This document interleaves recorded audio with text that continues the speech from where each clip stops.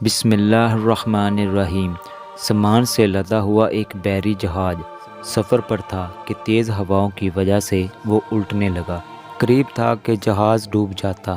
اس میں موجود تاجروں نے کہا کہ بوجھ ہلکا کرنے کے لیے کچھ سامان سمندر برد کرتے ہیں۔ تاجروں نے مشورہ کر کے طے کیا کہ سب سے زیادہ سامان جس کا ہو وہ پھینک دیں گے۔ جہاز کا زیادہ تر لوڈ ایک ہی تاجر کا تھا۔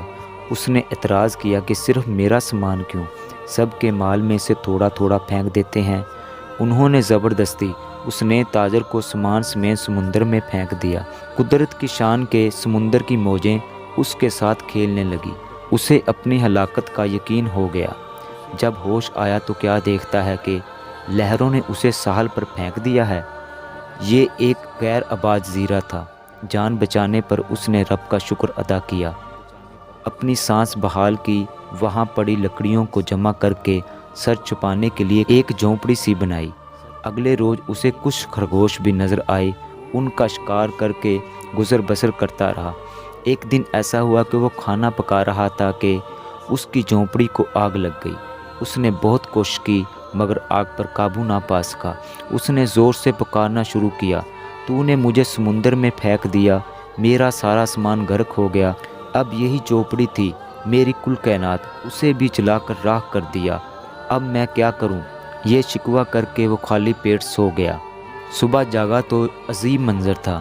دیکھا کہ ایک کشتی ساحل پر لگی ہے اور ملاح اسے لینے آئے ہیں۔ اس نے ملاحوں سے پوچھا کہ تمہیں میرے بارے میں کیسے پتہ چلا؟ انہوں نے جواب دیا۔ اس سے تاجر حیران رہ گیا۔